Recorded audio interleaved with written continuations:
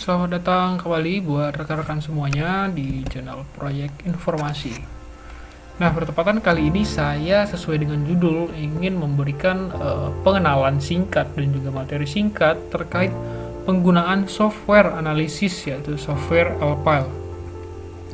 Nah, mungkin dari rekan-rekan semua yang mencari informasi ini membutuhkan aplikasi baik untuk kajian daya dukung dari lateral tanah terhadap tiang pondasi atau juga ingin mengetahui hasil analisis dari software aplikasi untuk defleksi dari tiang pondasi. Nah, mungkin teman-teman ingin mengetahui atau rekan-rekan ingin mengetahui bagaimana cara-cara penggunaan dari software analisis ini. Nah, ini merupakan software Alpile 2018 ya, versi 2018 10.04 yang saya gunakan di sini ya. Dan di sini untuk pengenalan dari awalan dari software ini terdiri dari di sini ada menu input dari project information, lalu ada program option, ada dari file properties yang bakal digunakan dalam pondasi tersebut, dan juga ada soil properties, dan di sini ada file head loading yang mungkin diberikan kepada aplikasi yang mungkin file head loadingnya didapatkan dari software lain atau dihitung secara manual juga yang mungkin. Nah, untuk step-step dari untuk mengetahui informasi dengan rinci, saya akan membahas mulai dari tool-tools krusial yang harus rekan-rekan ketahui terlebih dahulu. Nah, di sini tepatnya ada project informasi. Nah, di sini didapat mengisikan baik itu ada project name, ada job number, client, engineer, dan description tambahan yang mungkin bisa ditambahkan untuk analisis dari software ini. Nah, di program option. Nah, di program option ini dapat dilakukan setting. Jadi computationnya bisa menggunakan conventional analysis atau LRFD atau nonlinear, dan juga dapat mengatur baik itu dari loading type and numbernya, dan juga ada pengaturan mengenai text viewer, dan masih banyak pengaturan lainnya, pengaturan lainnya maksudnya. Nah, di sini dapat dilakukan setting sesuai dengan keadaan atau computation yang bagaimana yang ingin diinginkan. Dan juga di sini ada settingan terhadap outputnya juga. Nah, setelah di menu program option, nah di sini ada tools untuk file properties. Nah, di file properties inilah nantinya dapat dimasukkan, jadi jenis pondasi seperti apa, file pondasi seperti apa, material pondasi seperti apa yang digunakan dalam konstruksi tersebut. Nah, untuk versi Alpile di 2018 ini sudah sangat kompleks ya, dan memiliki perbedaan yang jauh dari tahun-tahun 2013 ke bawah gitu ya. Jadi di bagian file properties ini di sini dapat memilih dari bentuk dari file yang digunakan atau pondasi tiang yang digunakan. Nah, di sini ada sectionnya mulai dari elastic section, lalu ada elastic section with specific moment, ada steel, ada round press test rate concrete atau penggunaan Alpile prestressed ya, dan juga di sini ada bentuk square, dan biasanya kalau untuk Alpile dia menggunakan, dan di sini ada bore pile ya, mungkin kebanyakan menggunakan dari bore pile. Dan di sini untuk penggunaan dari Alpile di sini bisa menggunakan sebentar ya. Nah, ini. Jadi kalau penggunaan Alpile untuk pondasi spoon pile ya maksud saya. Jadi kebanyakan penggunaan dari bore pile dan spoon pile di dunia konstruksi ya. Dan mungkin ada juga yang memang sering juga digunakan, baik itu penggunaan baja dan juga pondasi persegi ya. Nah, jadi khusus di sini saya ingin membahas terkait penggunaan dari round prestressed concrete with void atau spoon pile ya. Spoon pile. Mungkin di sini juga ada rekan-rekan mahasiswa yang ingin mempelajari dari spoon pile. Nah, jadi spoon pile itu begini ya. Jadi dia untuk karakteristik secara view, spoon pile dia mempunyai lubang di bagian tengah. Jadi dia ada lubang di bagian tengahnya, dan bore pile ya seperti yang rekan-rekan ketahui ya. Oke, jadi itulah tadi. Jadi di sini poin pertama untuk di pile properties, jadi untuk memilih bagaimana tipe dari pile yang digunakan.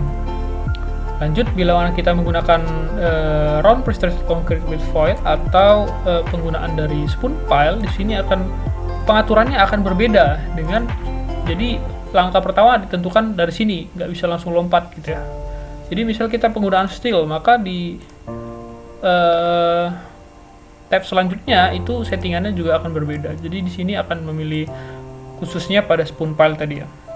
Nah, di sini masuk ke round prestressed pile dimension. Nah, di sini dapat memasukkan dari elevation dimensionnya ya, berapa kedalaman atau panjang dari pile yang akan dimasukkan ke dalam tanah gitu ya.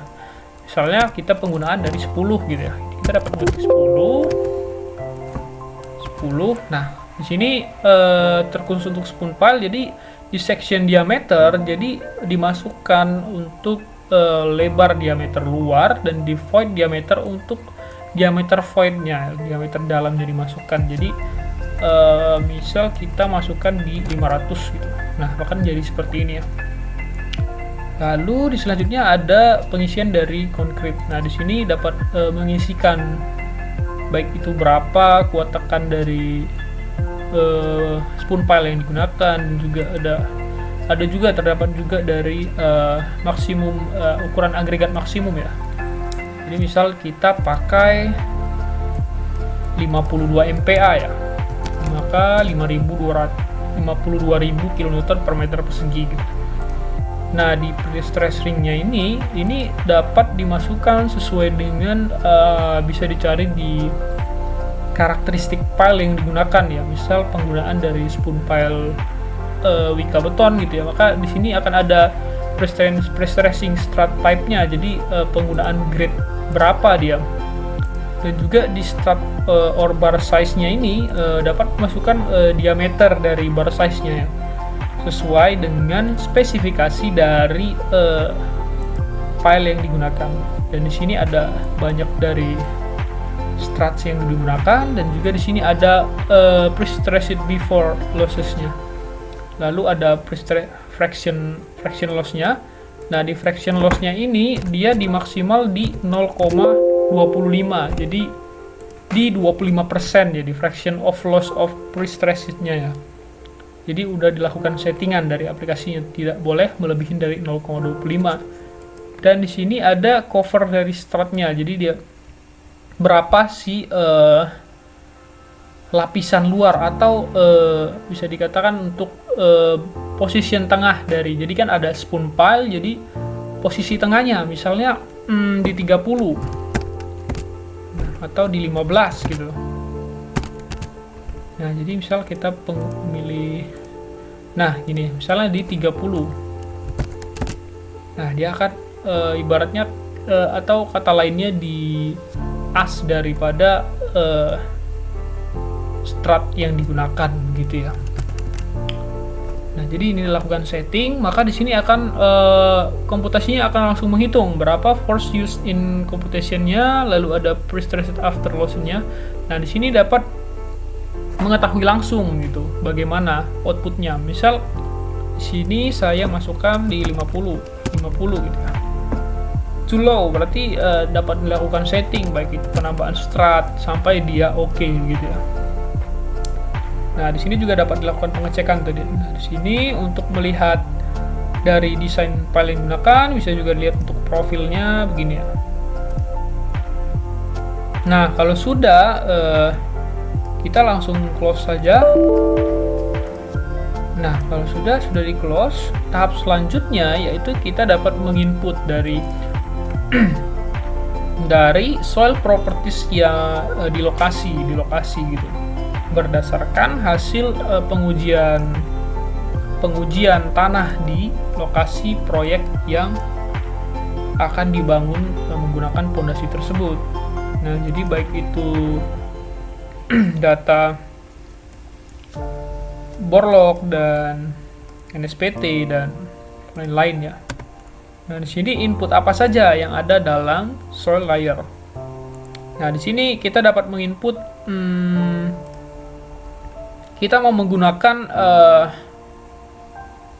analisis dengan apa gitu ya. Misalnya penggunaan dari soft clay dan juga ada rinse. Di sini ada banyak yang dapat kita pilih mau sesuaikan dengan apa gitu ya.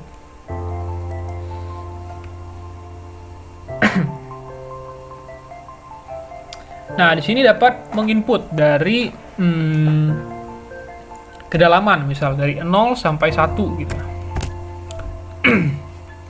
Lalu dapat menginputkan jenis tanahnya.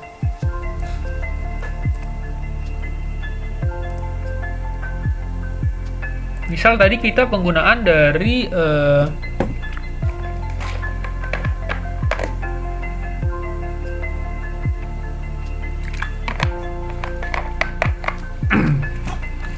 misal tadi kita menggunakan tanah soft clay gitu.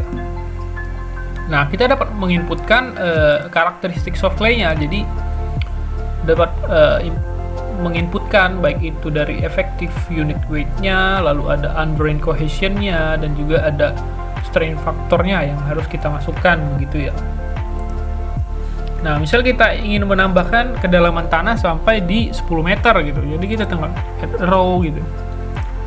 Nah, jadi ini otomatis juga. Jadi misalnya di lapisan kedua itu ada tanah soft clay, misal di kedalaman 5, maka step selanjutnya kita mengklik add row, maka dia otomatis dari akan berubah gitu. Kita tinggal mengubah di vertical depth below pile head of bottom of soil layer-nya. Nah, otomatis akan mengisi, mungkin begitu ya. Nah, setelah selesai kita dapat mengasumsikan juga bagaimana dari pile head yang the pile head loading yang diberikan, apakah dia kondisi terjepit atau tanpa adanya beban, mungkin gitu ya. Nah, di sini dapat dilakukan settingan. Jadi input apa yang akan diberikan terhadap pile tersebut. Nah, di sini ada axial force, shear moment, dan ada juga distribute load. Nah, di sini dapat memilihnya dari sini ya, dari pile head loading condition. Jadi kondisi apa yang ingin diberikan terhadap pile head-nya gitu.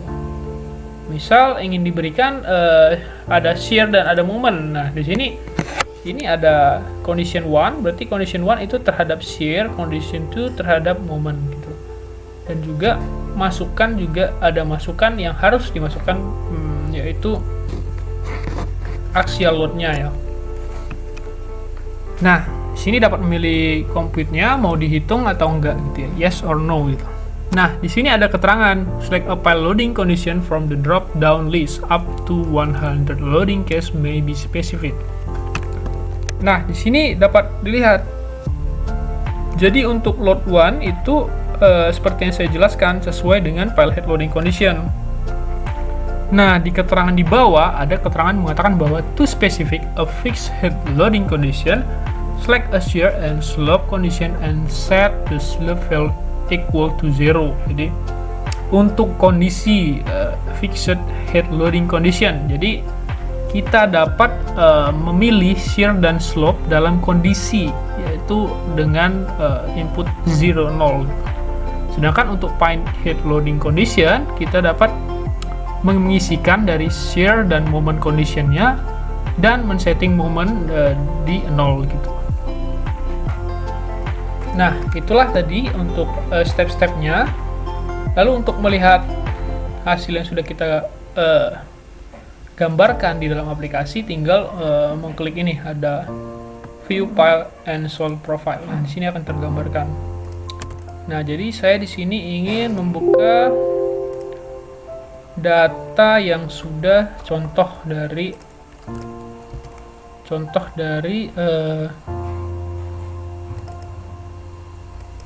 perhitungan lateral. Nah, ini contoh yang sudah saya kerjakan gitu ya.